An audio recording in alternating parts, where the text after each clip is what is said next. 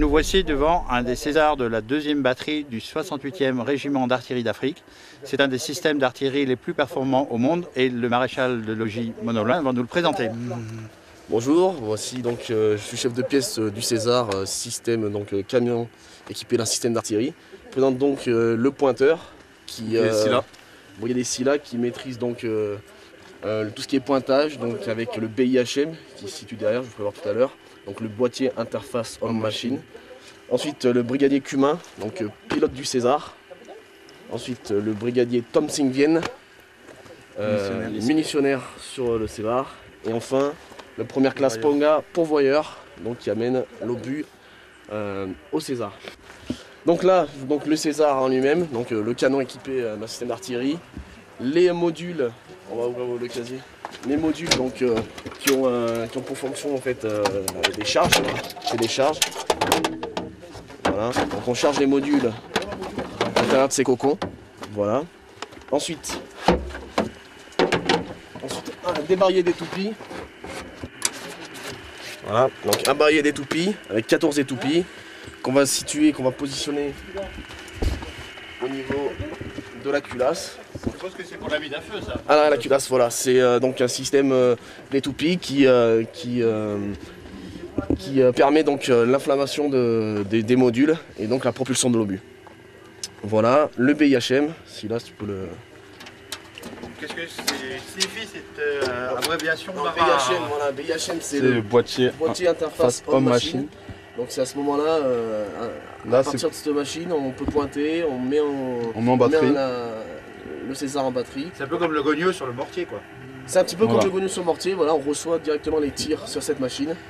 Donc le PCB envoie les tirs directement sur cette machine. Donc on peut peut-être mettre le stabilisateur en route, donc la machine. Donc, tu mets les pompes là, donc, mon pilote met les pompes, c'est-à-dire en fait on injecte la pression d'huile à l'intérieur de la machine, du César. Donc on va faire baisser le stabilisateur on va simuler une mise en batterie. Donc une mise en batterie peut durer combien de temps?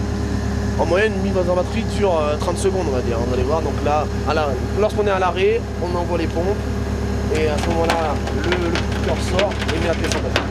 Donc tout l'intérêt de la pièce, c'est que ça va très très vite. Là. Voilà, la batterie plus rapide. Et un pointage beaucoup plus rapide aussi. Parce que à partir du moment où on reçoit le tir sur le calpe à l'intérieur, à l'aide donc du logiciel AMSAT, et il va directement sur le boîtier homme-machine. Et à ce moment-là, c'est le pupitreur qui fait son travail, met en pointe et met en route la machine. Donc on va passer en pointage manuel et lever le tube. Voilà, là c'est la civière de chargement donc. Simplement mon convoyeur met l'obus sur la civière, on envoie le chargement, l'obus est à l'intérieur. Le pointeur insère le module à l'intérieur, ferme sa culasse. Enfin, une fermeture culasse. Ferme sa culasse. À ce moment-là, on peut envoyer un tir. Et on tire en appuyant sur le... Voilà, c'est en levant le bouton. C'est parti.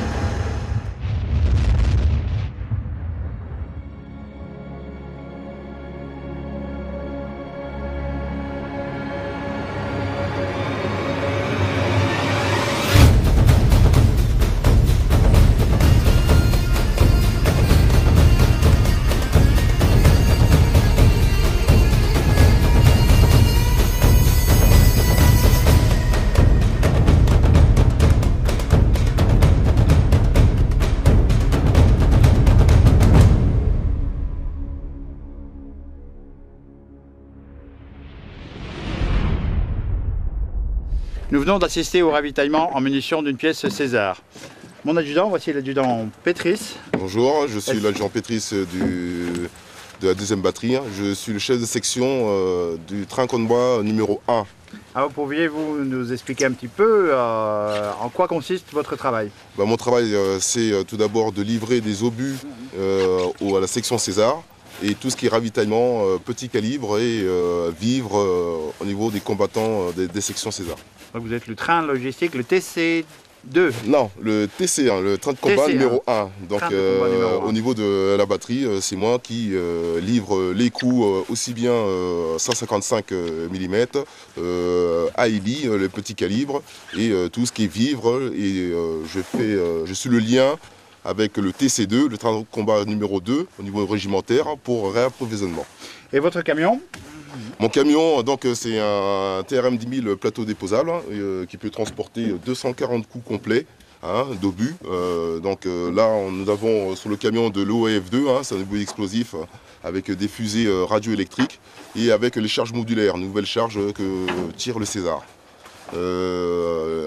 À ma section, j'ai 4 plateaux déposables. Donc c'est très bien pour tout ce qui est combat, dépose de plateaux au niveau camouflage. Et comme la différence qu'il y a entre l'AUF1, tous les coups ils sont faits sur plot à terre. Donc les obus, on les délivre, on les cache pour que ce soit tactique. Pour l'arrivée des Césars, qu'ils emportent rapidement leurs 18 coups, parce qu'un César comporte 18 coups complets. On leur délivre par César 18 coups le plus rapidement possible. Eh bien, merci mon adjudant. On voit que vous êtes un élément indispensable du 68e régiment d'artillerie d'Afrique. Merci. Le César est désormais projetable sur tous les théâtres d'opération.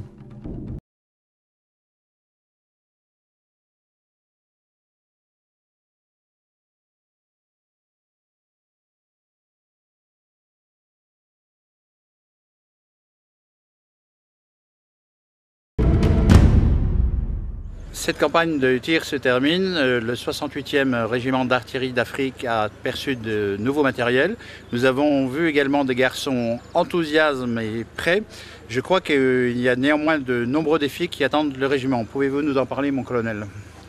Le 68 va commémorer en 2009, début 2009, les 25 ans de sa professionnalisation et les 68 ans de son existence. Donc vous imaginez bien que les défis auxquels le régiment doit répondre vont l'être dans un contexte particulièrement favorable, et ce pour plusieurs raisons.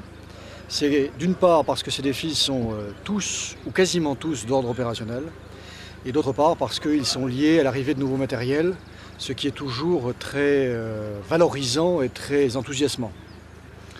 Alors bon technologique signifie aussi nouvelle tactique, disons. Donc je crois que le 68 va devoir axer ses efforts là-dessus. Alors, l'artillerie française, jusqu'à aujourd'hui, disposait de matériel qui allait du 120 mm, le mortier, jusqu'au 155 AUF1 chenillé. Il lui manquait le canon intermédiaire, qui est le César, dont le 68 est le premier doté pour l'armée française. Et ce canon plus léger, plus réactif, interopérable, aérotransportable, donne une nouvelle dimension à l'artillerie française d'une part et au 68 en particulier d'autre part. C'est vrai que ça nécessite des adaptations en termes de manœuvre. Mais ces adaptations en termes de manœuvre sont réalisées dans le cadre de l'entraînement que nous sommes en train de suivre, en particulier depuis un mois à Camp-Juers, et qui nous permet de mettre en valeur, de valoriser ce César de manière à l'adapter le plus possible aux conflits d'aujourd'hui qui se durcissent. Merci mon colonel, donc on va terminer avec la devise du régiment. De l'audace toujours.